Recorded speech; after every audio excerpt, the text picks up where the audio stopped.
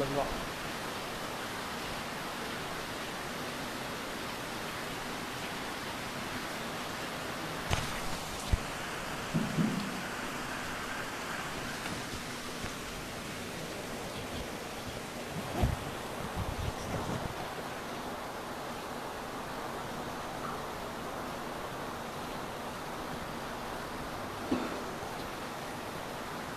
أعوذ بالله من الشيطان الرجيم إلى حضرة النبي المصطفى محمد صلى الله عليه وسلم وآله وأصحابه الكرام الفاتحة. أعوذ بالله من الشيطان الرجيم بسم الله الرحمن الرحيم الحمد لله رب العالمين الرحمن الرحيم مالك يوم الدين إياك نعبد وإياك نستعين اهدنا الصراط المستقيم صراط الذين أنعمت عليهم غير المغضوب عليهم ولا الضالين. بسم الله الرحمن الرحيم الحمد لله رب العالمين والصلاة والسلام على أشرف الأنبياء والمرسلين وعلى آله وصحبه أجمعين. سبحانك لا علم لنا إلا ما علمتنا إنك أنت العليم الحكيم. لا حول ولا قوة إلا بالله العلي العظيم. La haula wa la quwata illa billahil aliyyil azim. Lengok dah apa? Ada lengok ni. Ini lengok nampak ni.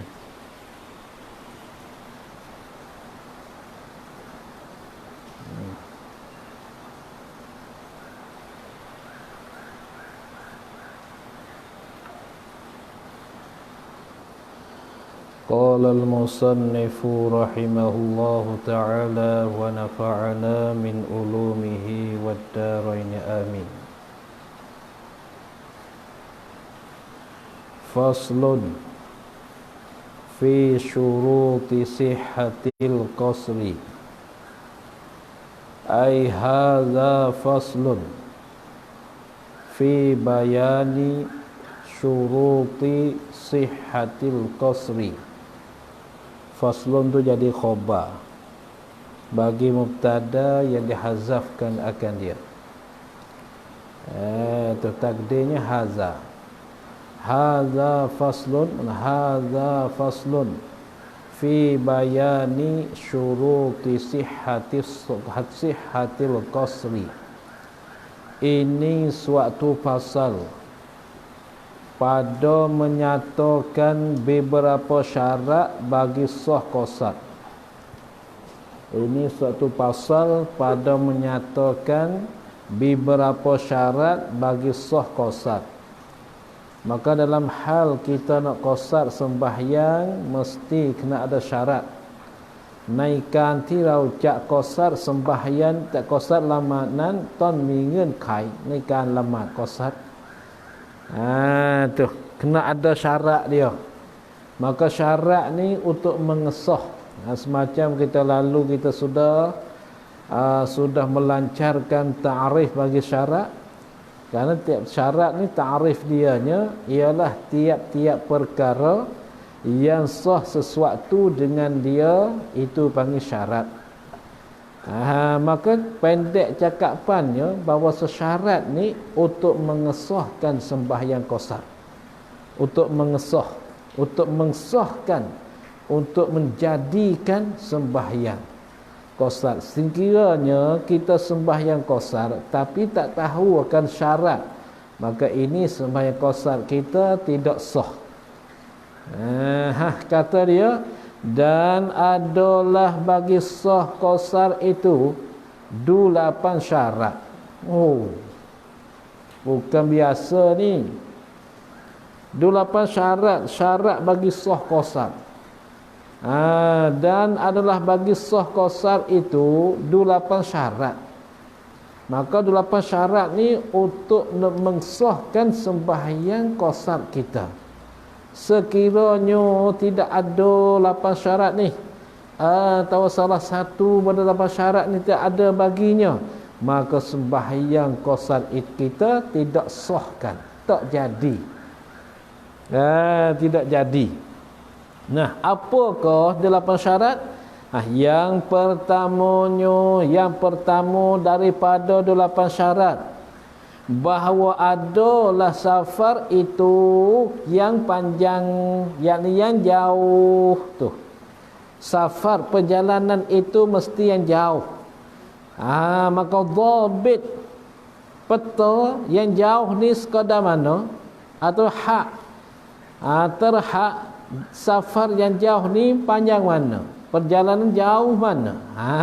Ada dhabit dia, iaitu safar yang panjang ni, iaitu safar yang panjang, safar yang adalah perjauhan safar 4 barid. 4 barid. Barid ini bahasa Arab ni. Nanti dia jatuhkan sebelah lagi akan datang. 4 barid atau 14 farsakh. Bahasa Arab juga ni. Bahasa Arab 14 farsakh atau 48 mil. Ialah ni 48 mil. Ini pun sama juga. Pasal apa? Boleh kata perjauhan safar yang jauh itu 4 barid? Kerana satu barid itu 4 farsakh. Dan satu farsakh itu 3 mil. Ini bahasa Arab ni. Dan 1 mil itu 6,000 hasta anak Adam. Tu hak kita. Hak kita. Maka kita kirakan 6,000 hasta anak Adam. Maka satu hasta anak Adam yang dibasakan kepada pertengahan, bukan semua anak Adam. Maka satu hasta anak Adam yang pertengahannya ialah 48 garis. 48 garis. Macam 1 meter ada 100 garis. 1 meter ada 100 garis. Maka 48 garis tu. Di sini panggil sen. 48 sen. Maka 48 sen itulah dikatakan satu hasta. Itu satu hasta yang pertengahan. Itu dia. Maka di sini dia katanya di sini kira 1 mil 4,000 hasta anak Adam. 4,000 hasta anak Adam. Maka jumlah safar perhimpunan safar yang panjang ialah 48 mil. Maka kita kirakan 6,000 hasta anak Adam. 6,000 hasta anak Adam, 1 mil dikatakan 48. Satu hasta dikatakan 48 garis. Maka di sini 6,000 hasta. Maka 6,000 hasta kita ambil 48 gidorab 6,000 hasta. 6,000 hasta jatuh 288,000. Tu 288,000 meter. Tu 288,000 meter. Maka 1 kilometer ialah 1,000 meter. 1 kilometer 1,000 meter. Kemudiannya kemudian 288,000 ni dikatakan 1 min. Tu 1 min itu 6,000 hasta anak Adam. Nah, 1 min ada 6,000 hasta anak Adam. Maka 6,000 hasta anak Adam ni sama dengan 2,8880. Ada ingat lagi kan datang. Maka jumlah ini masafah, perhimpunan ini masafah dengan sekira-kira hasta itu. Sekira-kira hasta anak Adam itu 288,000 hasta. Tu sekira hasta itu 288,000 hasta. Tu. Itu kira 1 min. Kemudiannya safar yang jauh ialah 48 mil. 48 mil. Maka kita kirakan 1,000 meter dah. Ambil 1,000 meter 2,8800 bahagikan dengan 1,000 meter. 1,000 meter jadi 288. Bukan. Jadi 100 dengan 100. Nak bagikan susah bagi ni 1288. Ni kita kirakan pakai akad kira dah. 2800. Ini garis. Kira garis tak sampai meter lagi. Maka kita pergi bagikan dengan 100. Bagi dengan 100 jadi 2,880 meter. Maka 2,880 meter ni tak sampai 3 kilometer. Nah, tak sampai 3 kilometer. Itu 1 mil. Nah, 1 mil 6,000 hasta bermakna tak sampai 3 kilometer. Maka dalam jumlah safar yang panjang ialah 48 mil. 48 mil. Maka 1 mil 2,880. Tak sampai kilometer. Kemudian kita ambilkan 2,880 dipukul dengan 48 mil. 48 mil. Jadi tu.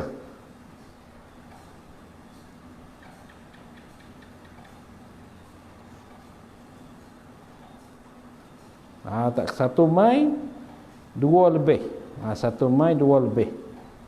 Nah, tak kena lagi tu 1 mil ada 2 kilo lebih. Kemudian 48 mil. 2 kilometer lebih. Tu 1 mil. Kita buhlah 1 mil tu tebus 3 kilo lah. Itu sebagai cumat 3 kilometer. Maka kita ambil 3 kilometer, pergi darab, pergi pukulkan dengan 48 mil. 48. Tu. Oh, banyak. Banyak 148. Oh, banyak ni. Banyak benar ni. Tak sampai pun ni. 2,88. Darab dengan 48 mil. 48. Banyak tak kena ni. Tu. Maka jumlah ini, dia kata perhimpunan ini masafah dengan sekira hastanya 288,000 hasta.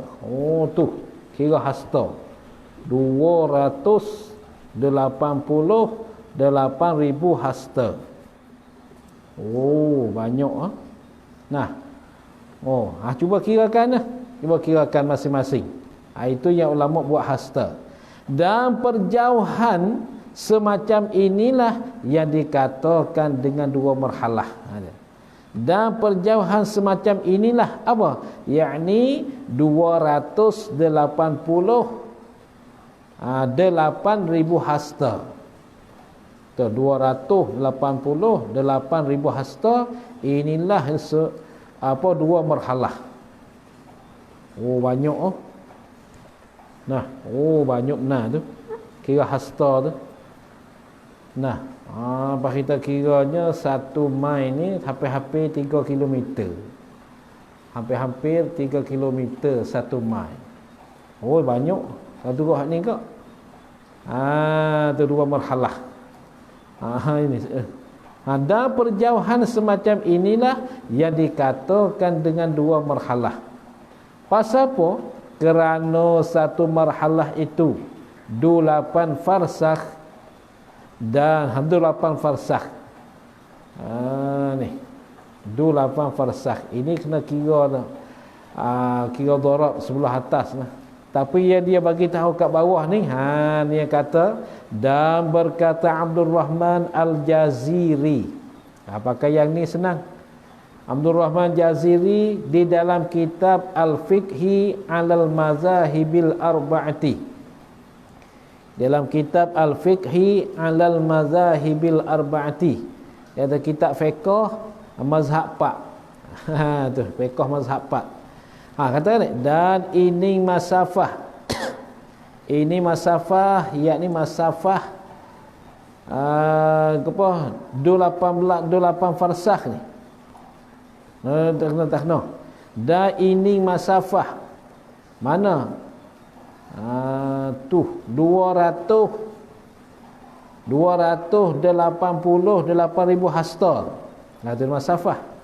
Dan ini masafah, ini perjalanan 288,000 hasta itu menyamai ia ini masafah akan 80 kilo, yakni kilometer.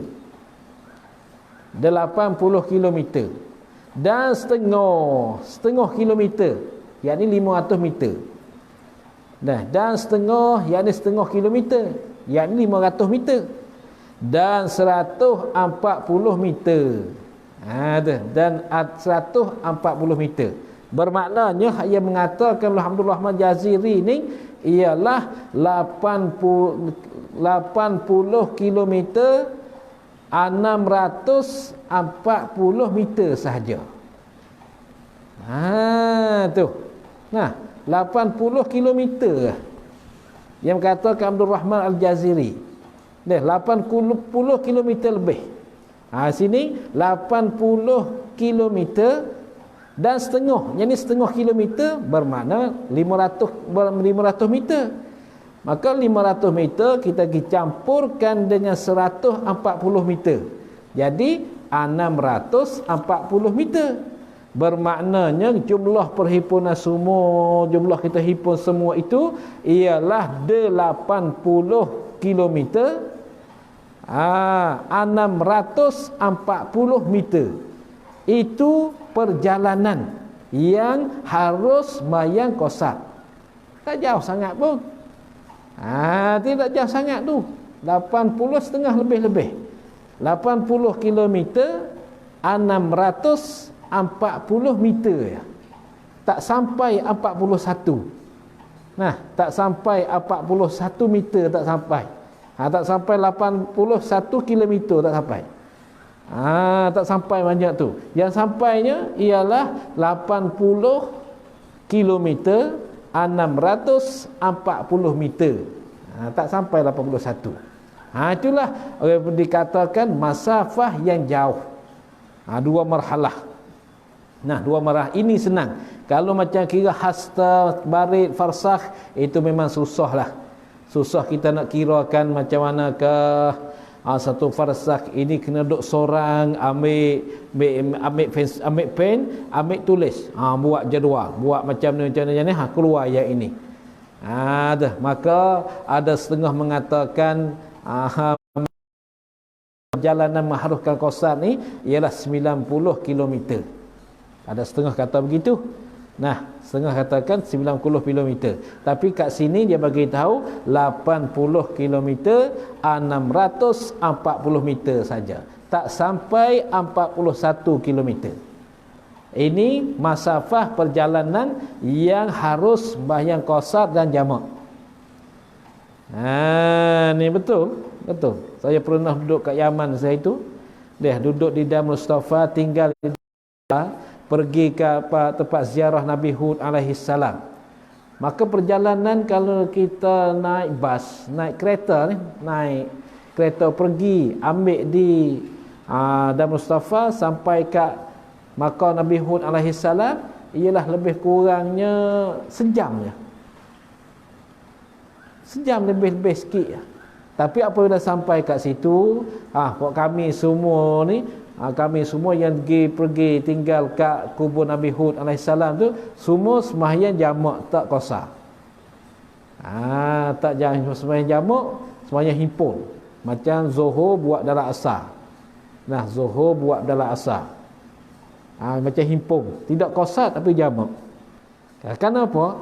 Kerana masafah tidak jauh sangat, iaitu afdal. Kita tamam daripada qasar. Afdal kita tamam daripada qasar. Tapi ada kesah jamak, boleh jamak, haruskan kita jamak. Lalu tu sembahyang zuhur, ba'da zuhri kita sembahyangkan asar pula sekali lagi. Dan sebagai jamak. Maka waktu asar tu sembahyang balik sebagai i'adah. Sebagai i'adahkan sembahyang asar. Itulah kelakuan kami duduk kat situ, kami tinggal kat situ di makam Nabi Hud alaihi salam. Lebih kurang masa 3 hari. 3 hari kat situ tu. Selepas pada tu kami pun balik kepada Dar Mustafa. Tu. Kalau kita jarak tempat perjalanan di antara Dar Mustafa dengan Nabi Hud AS, dekat, memang dekat. 1 jam perjalanan sampai kat situ. 1 jam. Maka 1 jam ni lebih kurang ni 80 km tu. Tapi mereka tidak qasarkan sembahyang.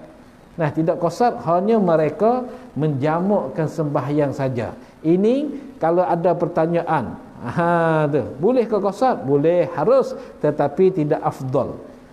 Tidak afdal. Yang afdalnya, yang terlebih baiknya, kita sembahyang tamam daripada sembahyang qasar. Apabila perjalanan sekadar 2 marhalah atau sekadar 80 km lebih ni, itu afdal kita tamam sembahyang. Tapi adakah harus jamak? Boleh kita jamak.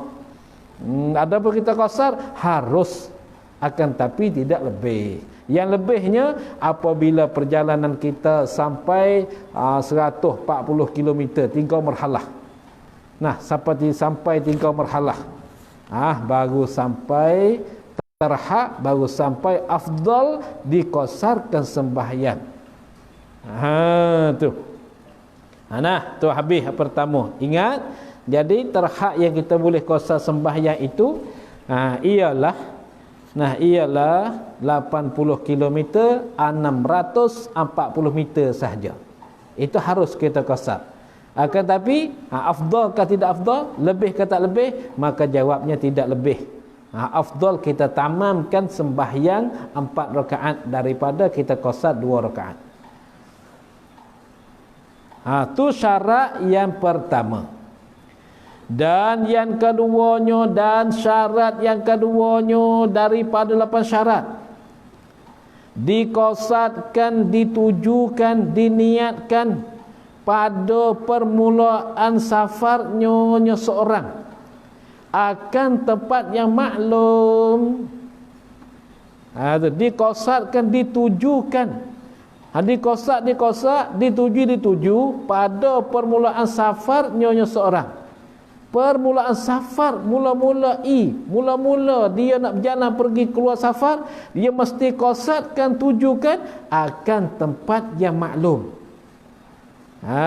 Tempat yang maklum, dia nak pergi kat mana? Nak pergi kat Ipoh ke?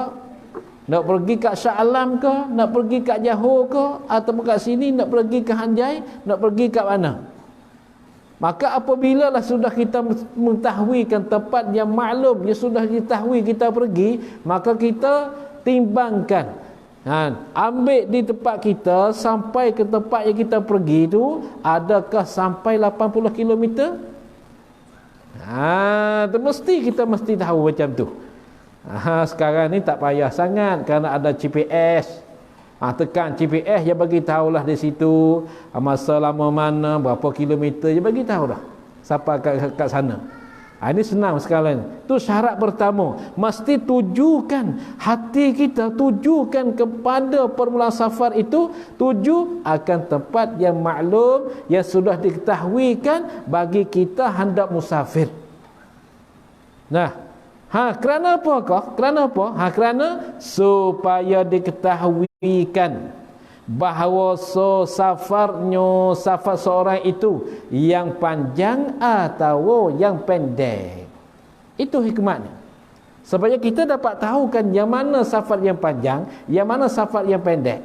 Apabila kita sudah tahu kan tempat yang kita menujukan itu tempat safar tak sampai 80 km lebih, maka ini tak boleh kita qasar.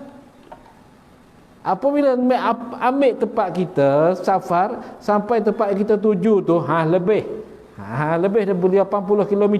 Nah, di sini boleh kita qasar. Itulah syarat yang kedua, mesti kita kena tuju tempat yang maklum, bukan tempat yang majhul. Tempat yang majhul mana tempat yang kita tak tahu nak pergi kat mana. Nak pergi kat Hulu ke, nak pergi kat Hilir ke, ini tak tahu. Nak pergi Shah Alam ke, nak pergi Johor ke, ini tak tahu. Apabila tak tahu, itulah itu masalahnya. Mesti kita menentukan di manakah kita hendak pergi. Itu dia. Lalu tu tafriq pada kata syarat yang kedua, maka tiada sah, maka tiada qasar, maka tiada sah qasar. Maka tiada qasar, yakni maka tiada sah qasar bagi haim. Apa haim? Iaitu haim ni orang yang hanyut. Bahasa sini bahasa hanyut. Hanyut, apa hanyut? Ialah orang yang pergi tidak tahu ke mana hala. Nak pergi ke Johor ke? Nak pergi ke Manila ke? Nak pergi ke nilai ke? Nak pergi ke mana? Dia tak tahu. Itu panggil orang hanyut. Orang hanyut ialah orang yang tidak tahu nak pergi ke mana. Kaki dia berjalan tapi tempat dia tuju tak ada. Nak pergi ke mana? Nak pergi kalau kat sini, nak pergi ke Hanjai ke, nak pergi ke Krabi ke, nak pergi ke mana? Tak tahu. Dia panggil orang hanyut. Orang hanyut dalam perjalanan.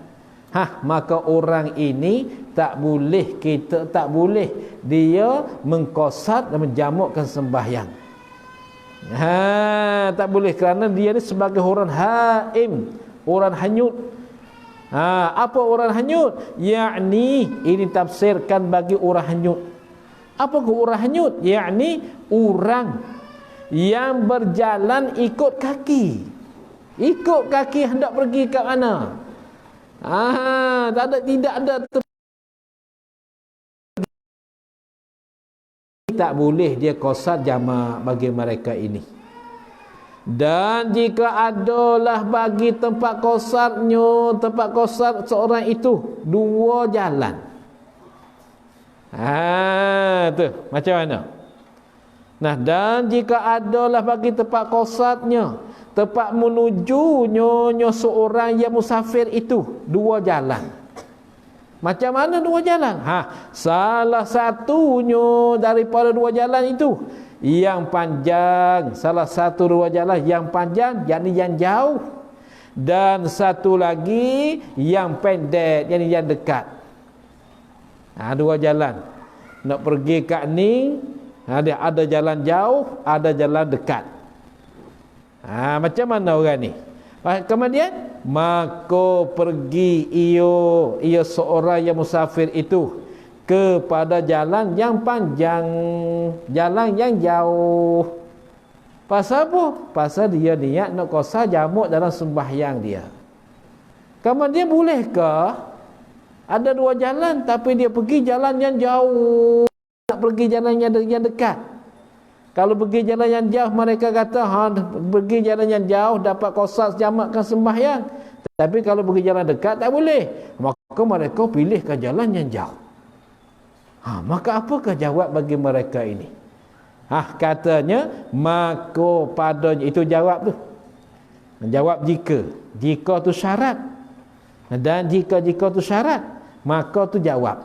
Maka padanya pada jawab istifham. Bangga padanya pada jawab istifham itu, pada jawab soalan itu, tu tafsil. Jawab pertanyaan. Apa tafsil? Ada huraian satu persatu. Ada tafsil. Tafsil huraian satu persatu. Atau tafsil ada perinci. Ada perinci. Macam mana? Tengok. Jika perginya seorang musafir itu kerana ada tujuan yang bangsa agama, dalam hal tidak jawab lagi tu, tak jawab lagi, baru tu soal. Jika perginya itu kerana ada tujuan yang bangsa agama, apa? Seperti ziarah orang sakit. Satu misalnya. Atau yang bangsa dunia, ini ataf pada kata yang bangsa agama. Takdir kalamnya, jika perginya orang musafir itu, seorang musafir itu kerana ada tujuan yang bangsa dunia. Apa? Seperti mudah jalannya, jalan seorang musafir. Dia pergi jalan yang jauh ni kerana jalan mudah, jalan tidak longkang bengkok longkang. Jadi tidak ada bengkang bengkok. Jalan straight. Dan jalan sudah dilaburkan dengan getah, dengan belaking, dengan getah. Jalan cantik lah. Lalu tu dia pergi ke jalan jauh. Bengkok bengkang. Ada lubang, ada tu dan ni, macam tak senang lah. Dia pilih jalan yang jauh. Kerana jalan jauh tu mudah bagi dianya. Tu. Macam mana? Mati pergi.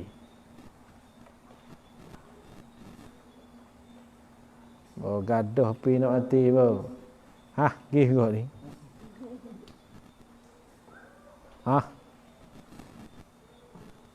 Inna lillahi wa inna ilaihi raji'un.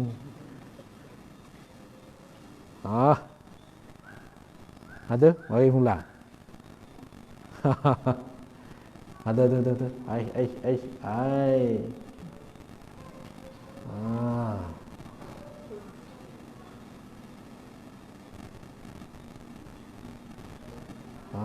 Mari balik. Mari balik. Apalah? Mati api. Jawabnya. Kau nak api pun, elektrik pun, gaduh nak mati. Nanti aku maya Isa, lepas aku mati, tak apa aku nak tidur. Gaduh nak mati tu Dah tu api. Mu makhluk, ku makhluk. Gaduh ano hak lu. Orang mengajar mati selalu api pun. Tagi lepas Isya lagi mati selalu. Tak apa aku nak tidur. Mati sangat masa ni. Jawab dia. Jawab dianya, maka tiada harus baginya, bagi seorang yang musafir itu qasar. Tak harus dia qasar. Maka harus baginya langkah tu. Langkah bagi tu. Tu atas sikit tu. Maka harus baginya, bagi seorang yang musafir itu qasar. Dia pergi jalan jauh kerana ada tujuan agama, atau kerana ada tujuan dunia. Tujuan agama kerana dia nak ziarah ke orang, tujuan dunia kerana ambil kemudahan dalam perjalanan. Itu harus bagi dianya qasar. Kadang-kadang jalan yang sempit, jalan yang hampir itu berbahaya daripada jalan yang jauh. Macam kat sini ke, kalau jalan yang dekat tu memangnya dalam bukit-bukit, tempat kona, tempat lekok pun banyak-banyak. Pusing-pusingan pun banyak. Akan tetapi kalau pergi highway ni straight. Straight. Itu kita ambil kemudahan jalan. Itu harus baginya qasar. Tu. Dan jika perginya seorang itu tiada ada tujuan yang lain daripada semata-mata qasar. Dia pergi itu tidak ada tujuan yang lain pada semata-mata qasar. tidak ada tujuan ya bahasa dunia, tidak ada tujuan ya bahasa agama, semata-mata dia nak qasad sembahyang ya, dia pergi jalan tu. Dia pilih jalan jauh supaya dia mudah dia nak qasadkan sembahyang. Nah, maka ya ini, maka tiada harus baginya, bagi seorang yang musafir itu qasar. Tak harus dia qasadkan sembahyang. Tetapi kata tiada harus ni di sisi kau yang terlebih zahir, di sisi kau yang terlebih zahir, terlebih nyata. Adapun mukabil azhar, nah mukabil zahir, mukabil azhar ni kata harus pula. Itu melawan ni sentiasa. Apabila lah muka azhar mengatakan tiada harus, maka adalah mukabilnya kata harus. Nah, harus musafir, harus kita pilihkan jalan yang jauh kerana semata-mata kita nak qasad. Boleh. Itu kau yang mukabil bagi azhar. Adapun ke azhar itu tak boleh, tak harus. Tu habis setakat tu. Ni masalah ni pula ni masalah bagi isteri mengikut suami. Kemudian dia tak tahu suami dia nak pergi ke mana. Dia ikut dia. Suami dia ajakkan dia, "Dek, okey?" Dia pun simpan pergi. Tu. Simpan pergi. Tak tanya abang ke mana abang. Tak tanya. Macam mana isteri macam ni? Ni. Nah, kata dianya. Ini kata dalam ni. Dan jika menurut oleh isteri, apa menurut? Jadi mengikut. Menurut luar sini turuk gitu. Dan luar Malaysia mengikut. Jika mengikut oleh isteri akan suaminya, suami isteri. Menurut yang mengikut pada safar, pada berjalanan musafir. Nah, pada safar, pada perjalanan musafir. Padahal tiada mengetahui ia isteri akan tempat qasad, akan tempat tuju bagi suaminya, suami bagi isteri itu. Jadi pihak isteri tak mengetahuikan di manakah suami dia hendak pergi. Tak tahu, hanya ikut suami semata-mata. Pasal rak dia cai dia ni, tak tanya dah. Pasal kasih seorang ni. Nah, kasih ke abang. Abang ada apa?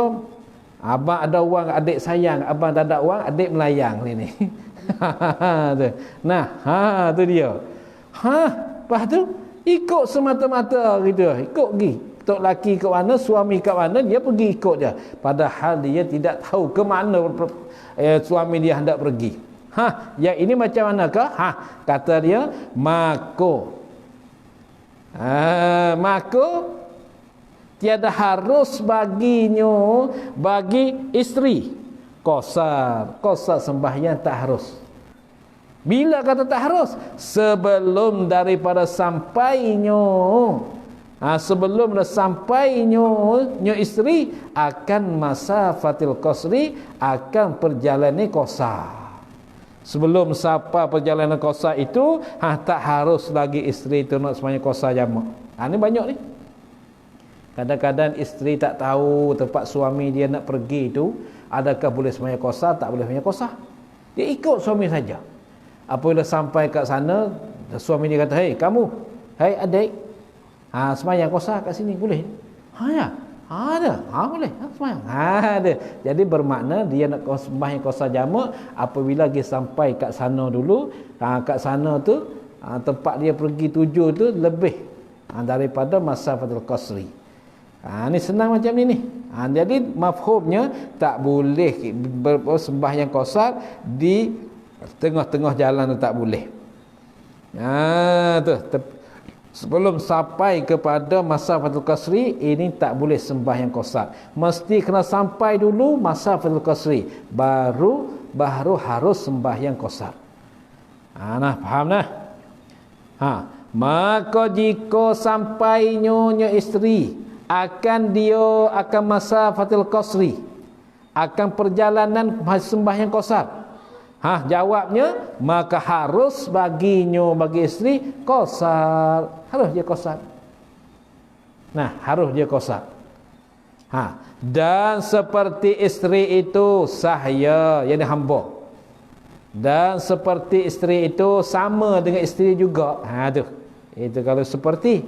Dan seperti isteri itu yakni sama dengan isteri itu sahaya serta penghulu sahaya berjalan atau safar, bermusafir serta penghulu bagi sahaya. Ini pun sama juga. Karena martabat sahaya ni dhaif, lemah. Penghulu pergi ke mana-mana pun dia tak boleh tanya ke mana penghulu dia nak pergi. Nah, dia hanya ikut saja. Maka dia pun semacam isteri tadi dah. Begitu juga qoli ke perkija mengikutkan penghulu. Mengikutkan bos. Perkija ikut bos pergi ke situ ke sini. Padahal perkija nak tanya bos kat mana ni? Tak tanya begitu, ikut saja. Ikut bos, tiba-tiba sampai ke Ipoh. Tu bos bawa pergi ke Ipoh. Maka pihak perkija tu boleh sampai situ sembahyang qasar. Masalahnya masalah. Dan tentera serta ketuanya ini ataf pada kata sahaya. Apa? Dan seperti isteri itu, ni sama dengan isteri itu juga. Tentera, askar. Nah, serta ketuanya ketua tentera. Serta ketuanya ketua askar. Tu sama juga tu. Dan habis kat tu. Dan jika niat oleh suami dan jika niat oleh isteri dan sahaya akan dua marhalah. Nah, dan jika niat oleh isteri, ini masalah isteri berjalan bersama suami dia. Dan sahya, ini masalah sahya berjalan bersama dengan penghulu dia. Niat-niat akan dua marhalah. Suami, isteri niat ke dua marhalah. Sahya niat dua marhalah. Itu dia. Belum jawab lagi ni, belum lagi. Baru dalam pertanyaannya,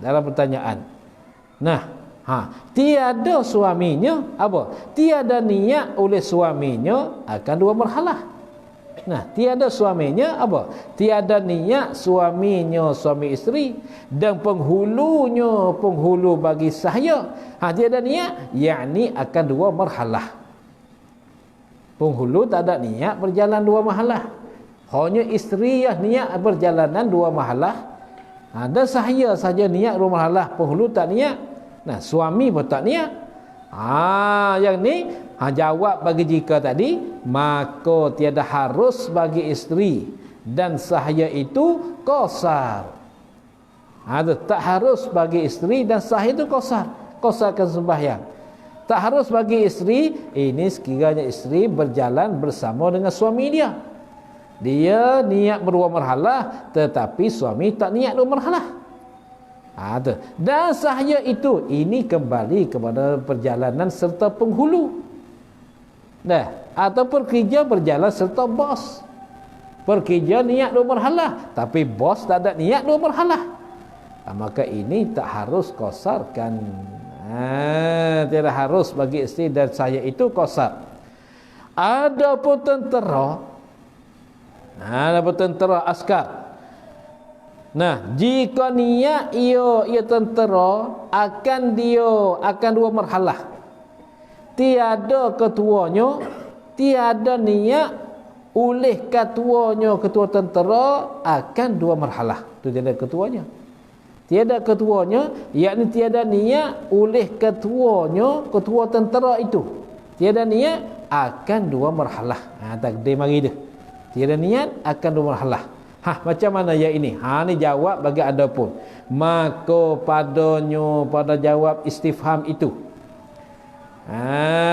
Maka pada jawab istifham. Jawab bagi apa adapun tu. Tafsilun, ada hurai satu persatu. Hurai macam mana? Hurai macam ni. Jika tentera itu ditetapkan nama tentera di dalam senarai, di dalam daftar. Jika tentera itu Tu jika tentera itu ditetapkan namanya nama tentera di dalam senarai. Senarai ni daftar dalam buku. Jika didaftarkan nama tentera dalam senarai nama, daftar nama dalam buku tu senarai nama. Nah, maka tiada qasar baginya. Maka tiada qasar baginya. Maka tiada qasar baginya bagi tentera.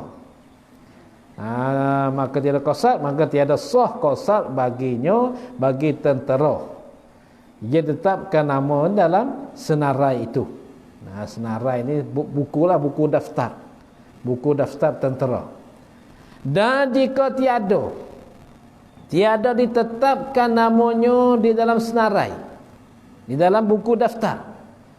Dan jika tiada, yakni tiada ditetapkan namanya di dalam senarai, dalam buku daftar, maka harus baginya, bagi tentera, qasar. Harus bagi dia qasar. Pasal apa weh kata harus? Kerana bahawasanya tentera pada ketika itu, ketika tiada ditetapkan namanya di dalam senarai, kerana bahawasanya tentera pada ketika itu, ketika tiada ditetapkan namanya di dalam senarai, dalam buku daftar tu, ketika tu bukan ia tentera di bawah tangan ketuanya yang tentera. Di bawah tangan mana di bawah rentah, di bawah tangan ketuanya, di bawah perintah ketuanya, tua bagi tentera. Lalu tu harus. Lalu itulah harus. Dan jika niat oleh orang yang ditawankan, orang yang kena tawan. Pasal sini bagi orang kena igat. Jika niat oleh orang yang ditawankan, orang yang kena tawan. Niatnya bahawa safar orang yang ditawan itu yang panjang, yang jauh.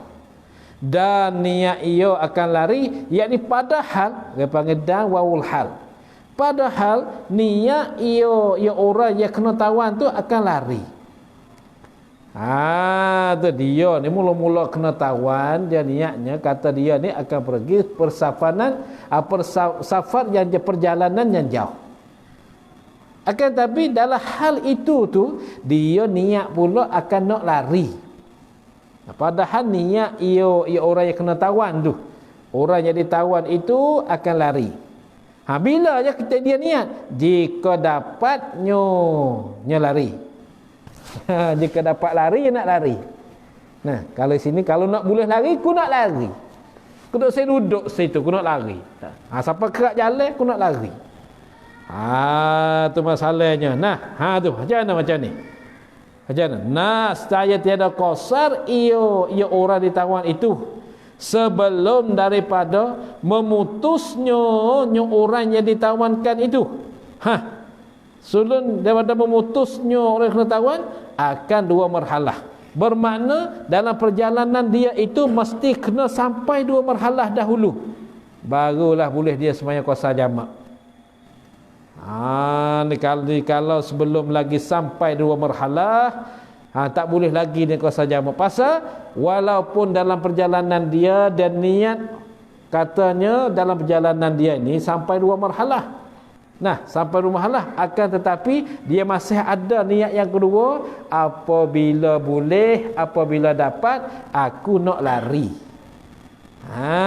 Maka yang aku nak lari itulah menghalangi dia, tak boleh dia sembahyang qasar sebelum daripada sampai masa fatil qasri, sebelum pada sampai masa perjalanan haruskan qasar, iaitu 40 km, 640 meter. Tu sampai belum sampai ke situ tak boleh. Apabila sudah sampai dua marhalah, di situlah barulah dia boleh sembahyang qasar jamak. Tu makna begitu. Dan harus baginya, bagi orang yang ditawan, Orang yang ditawan, jadi orang yang kena tawan qasar. Bilakah? Kemudian daripada memutus akan dua marhalah. Kemudian dia memutuskan dua marhalah, mana akan kemudian ada sampai dua marhalah. Sampai dua marhalah itulah baru boleh dia qasar. Dan demikian juga isteri. Dan demikian juga yakni seperti orang jadi tawan itu. Dan demikian juga yakni seperti orang jadi tawan itu, isteri pun sama juga, sama dengan orang kena tawan. Apabila niat ia isteri bahwasanya manakala terlepasnya isteri daripada suaminya isteri, terlepas dengan upama ditolakkan dekat isteri. Dia niat, kalau aku dapat lepas pada suamiku yang ini, saya kembali ya isteri. Niat macam tu. Kalau aku boleh terlepaskan daripada isteri dan suamiku yang ini, aku nak balik, aku nak kembali ke rumah. Pasal isteri suamiku yang ini ketang kuat sangat.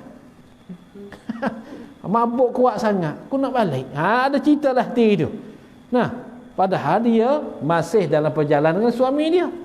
Tapi dalam hati dia, aku ni tak terlepas dengan suamiku yang ini. Bila aku terlepas suamiku ini, aku nak balik terus balik. Aku tak nak duduk kat sini ni. Aku nak kembali terus. Macam mana ni? Jawab. Maka tiada harus baginya, bagi isteri, qasar. Tak harus qasar. Bila tak harus qasar? Sebelum daripada sampai ia isteri dua marhalah. Dua perjalanan dia mengharuskan sembahyang qasar. Belum sampai 80 km lebih itu tak boleh dia nak sembahyang qasar. Mesti kena sampai dulu dalam perjalanan dia tu 80 km lebih tu. Barulah dia boleh sembahyang qasar jamak. Kerana cita hati dia tu, azam hati dia, cita-cita hati dia, kalau aku terlepas pada suamiku yang ini, aku nak balik terus, aku tak nak pergi dengan dia. Tu masalahnya tu, tu harus buat contohnya. Tu.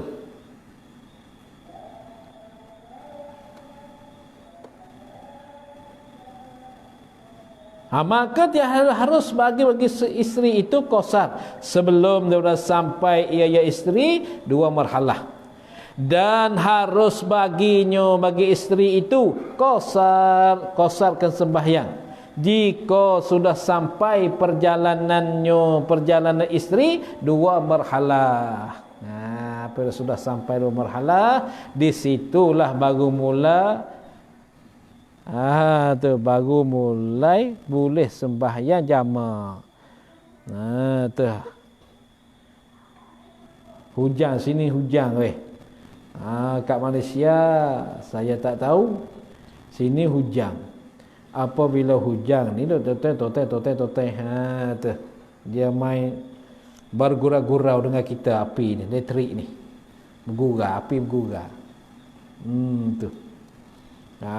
Sini hujan lah sini. Kat sana tak tahu ni. Malam ini hujan. Dia gelap timur.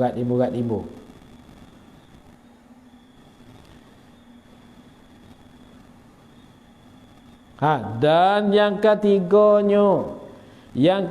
pada 8 syarat, bahawa adalah safar seorang itu yang tiada berdosa.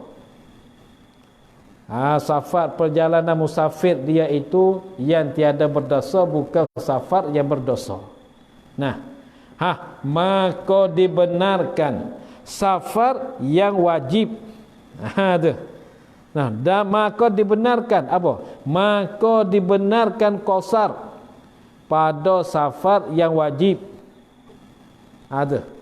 Maka dibenarkan qasar pada safar yang wajib. Apa? Seperti safar untuk mengerjakan haji Islam. Haji yang wajib dalam Islam.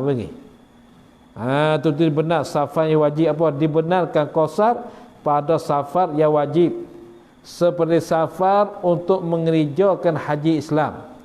Dan yang sunnah atau pada kata yang wajib. Maka dibenarkan safar yang sunnah apa? Seperti safar untuk ziarahkan kubur Nabi sallallahu alaihi wasallam. Dalam safar kita nak ziarahkan Rasulullah, itu sunat. Ini pun harus dibenarkan qasar. Dan yang harus ni, dan safar yang harus apa takdir kalamnya, maka dibenarkan safar yang harus. Apa safar yang harus? Seperti safar untuk meniaga. Apa meniaga? Yakni berniaga. Safar meniaga yakni berniaga. Nah, safar untuk berniaga, pergi barang ke situ, barang ke sini, maka itu boleh dibenarkan qasar. Dan yang makruh, dan yang makruh, ini ataf pada kata yang wajib. Apa? Maka dibenarkan safar yang makruh, perjalanan yang makruh. Apa? Seperti safar nyonya seorang, padahal seorang diri nyonya seorang. Musafir hal keadaan seorang diri. Berjalan seorang diri ini makruh perjalanan, akan tapi harus. Ada pun orang musafir yang berdosa dengan safarnya, bukan berdosa dalam safar, berdosa dengan safar. Ibarat tu macam kena perhati baik-baik. Nah, ibarat dia, ada pun orang musafir yang berdosa dengan safarnya, berdosa dengan sebab safarnya orang musafir. Seperti dia musafir hendak pergi main judi. Tu. Nah, tu pada dikatakan safar berdosa dengan safar dia, dengan sebab safar perjalanan dia. Ataupun dia musafir hendak pergi mabuk. Macam datang dari Thailand, datang Malaysia, mari di Hajai, datang ke Hajai untuk nak mabuk. Masalahnya itu tak boleh. Lah mana weh? Ini misal bagi safar yang berdosa. Dengan sebab safar. Ini misal bagi orang musafir yang berdosa dengan sebab perjalanan dia tu. Nah, seperti hamba yang lari daripada penghulu. Hamba yang lari daripada penghulu, maka hamba itu dalam perjalanan dia tu berdosa. Berdosa dengan safar dia tu. Sebab safar dia tu berdosa. Kalau lari dari penghulu ni berdosa. Nah, dan isteri yang derhaka kepada suaminya isteri. Kerana dengan bahasa isteri lari daripada suami. Rumah isteri di Ipoh, rumah suami di Selangor. Maka isteri lari daripada suami, balik ke Ipoh dengan tidak bagi tahu kepada suami. Itu dikatakan safar yang berdosa.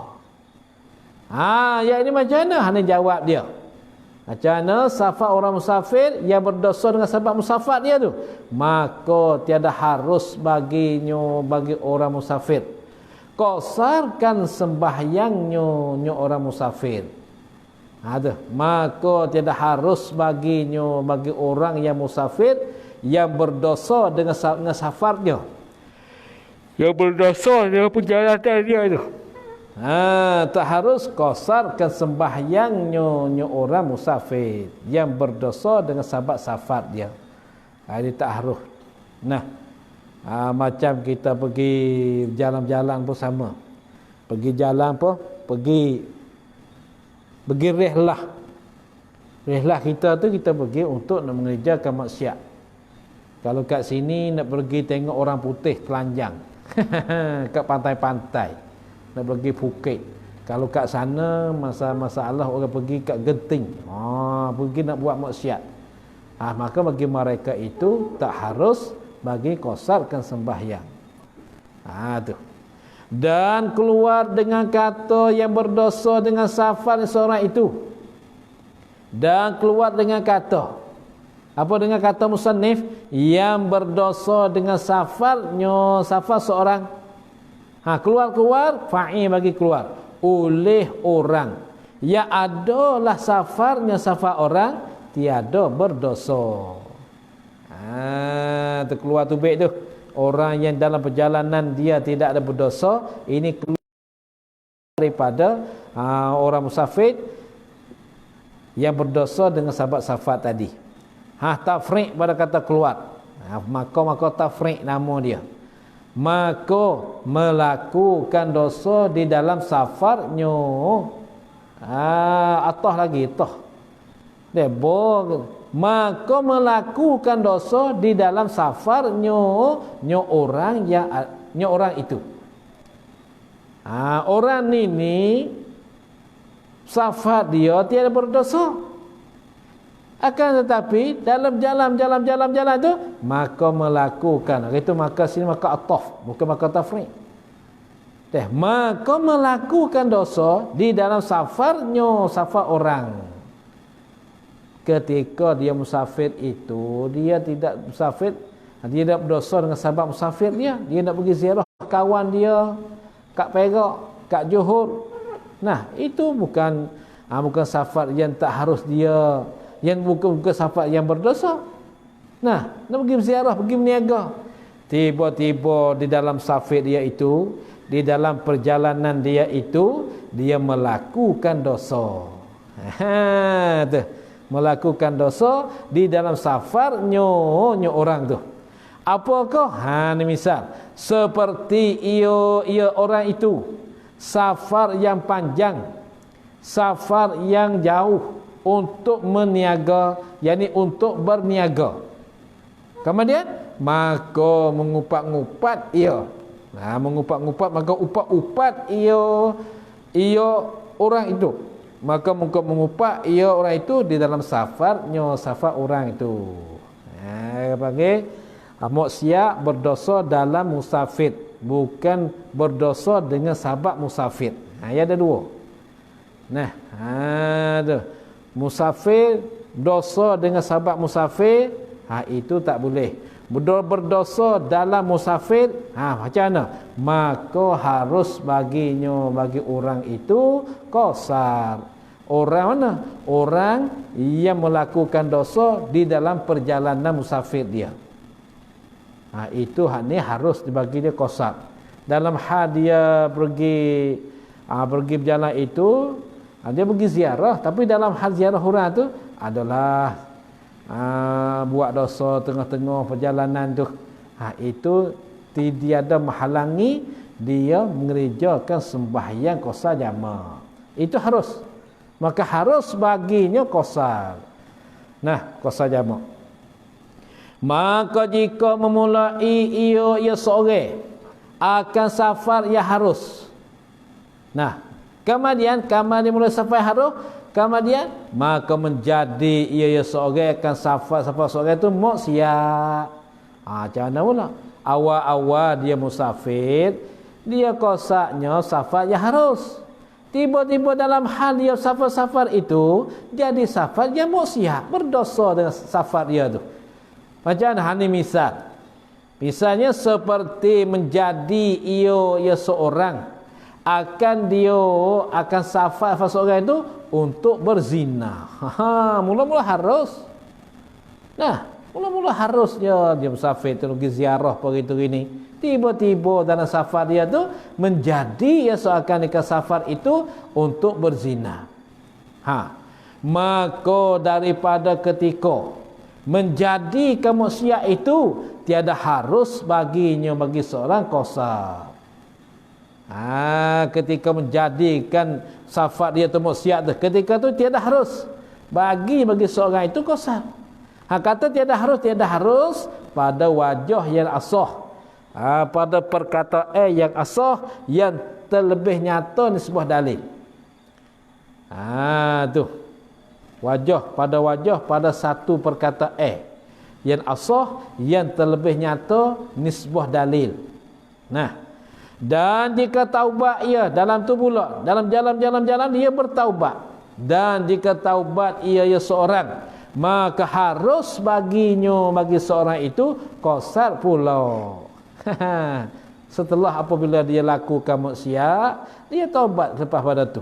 Nah, ketika tu harus baginya seorang tu qasarkan sembahyang pula. Kata harus ni dengan tiada khilaf bainal ulama, di antara ulama semua kata harus berlaku. Seperti barang seperti hukum yang berkata oleh Rafi'i, dia kata harus apabila setelah mereka itu bertaubat ada maksiat, maka harus mereka tu sembahyang qasar pula. Dan berkata Syekh Muhammad Asy-Syurbini, dan berkata Syekh Muhammad Asy-Syurbini, berkata di dalam syarah Minhaj,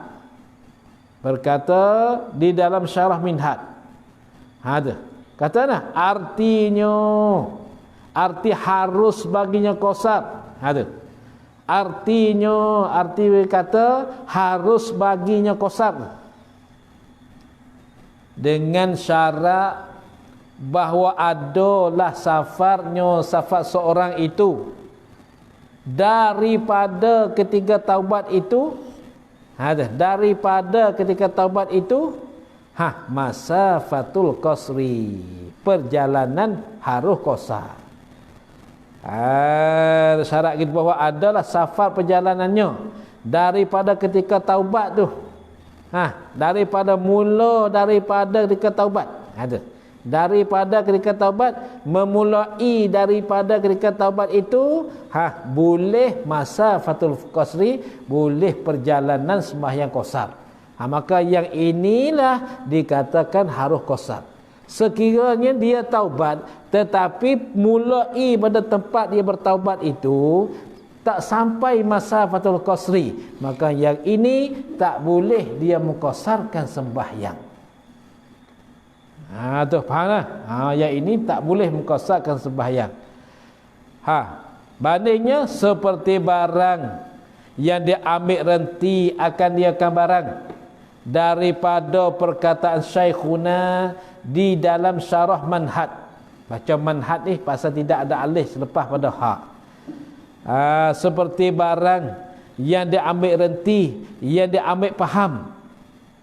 Itu seperti barang yang dia ambil renti, dia macam rantai ni. Ambil rantai siap. Namun seperti barang yang dia ambil rantai akan dia. Barang ambil rantai. Bukan rantai tu, renti. Apa makna renti? Faham. Sebarang yang dia ambil renti, barang yang dia ambil faham akan barang. Ambil faham daripada perkataan Syekhuna.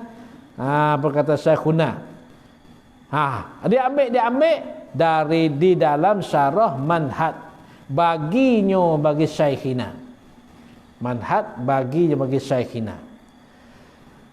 Dan sebut kata Syekhuna sini Ibn Hajar lah. Syekhuna Ibn Hajar.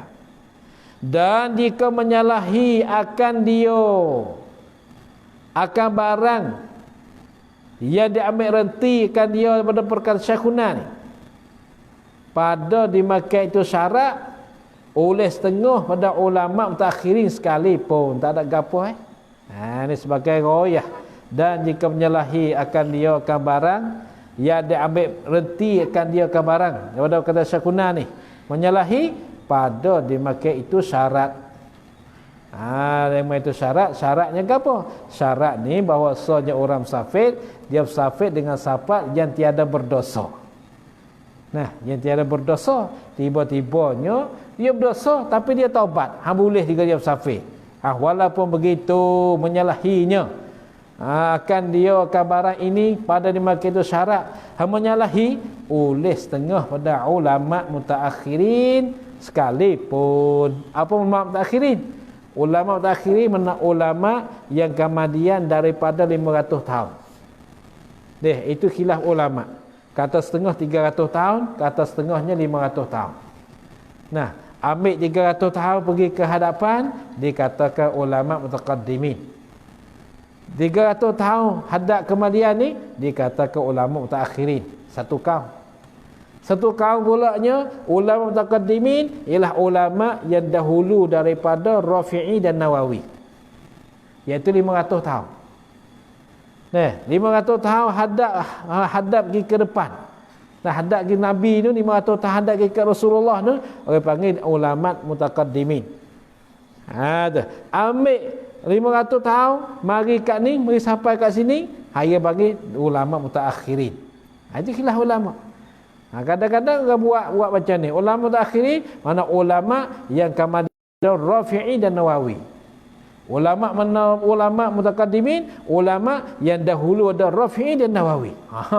Jadi. Kemudiannya dua-dua Rafi'i Nawawi ni timbulkan pada masa 500 tahun hijrah. 500 tahun hijrah. Nah, tahun 500 hijrah. Maka lalu tu 500 tahun hadap ke hadapan dikatakan mutaqaddimin. 500 tahun datang kemudian ni dikatakan mutaakhirin. Walaupun di setengah dari ulama mutaakhirin menyalahikan syarat ni sekalipun. Sekalipun kata mereka harus juga sekiranya mereka tu bertaubat. Bertaubat. Ni pertaubat ni besar sekali ni. Bertaubat ni besar dalam kehidupan kita orang Islam. Lalu tu Nabi menyuruh, menggalak-galakkan kita istighfar tiap-tiap kali lepas sembahyang 3 kali. Astaghfirullahalazim, astaghfirullahalazim, astaghfirullahalazim. Setiap kali kita lepas solat. Ba'da solat istighfar 3 kali ya, tak banyak. Maka kafiatnya ialah mengampunkan dosa kita semuanya yang telah lepas, akan tetapi dosa yang kecil saja. Adapun dosa yang besar-besar itu perlukan kepada taubat pada Allah Subhanahu Wa Taala. Habis intaha, su'lah ia. Su'ilah ia perkataan Syekhuna di dalam syarah Manhaj. Intaha, selesailah ia perkataan Syekhuna di dalam syarah Manhaj. Dan jika memulai ia akan safar yang maksiat. Wallahu a'lam. A'udzu billahi minasyaitonir rajim. Bismillahirrahmanirrahim. Alhamdulillahi rabbil alamin. Wassalatu wassalamu ala asyrafil anbiya'i wal mursalin wa ala alihi wa sahbihi ajma'in. Allahumma anfa'na ma 'allamtana wa 'allimna ma yanfa'una wa rzuqna 'ilman yanfa'una. Allahumma inna nas'aluka ridhaka wal jannah wa na'udzubika min sakhatika wan nar. Rabbana ighfir lana dhunubana wa israfana fi amrina wa thabbit aqdamana wansurna 'alal qaumil kafirin. Rabbana atina fid dunya hasanah fil akhirati hasanah wa qina adzabannar. Wa sallallahu ala sayyidina Muhammadin wa alihi wa sahbihi wa sallam. Subhana rabbika rabbil izzati amma yasifun wa salamun ala mursalin walhamdulillahi rabbil alamin. Sallallahu ala Muhammad sallallahu alaihi wasallam. Sallallahu ala Muhammad Rabbi salli alaihi wasallim. Subhanallah, subhanallah.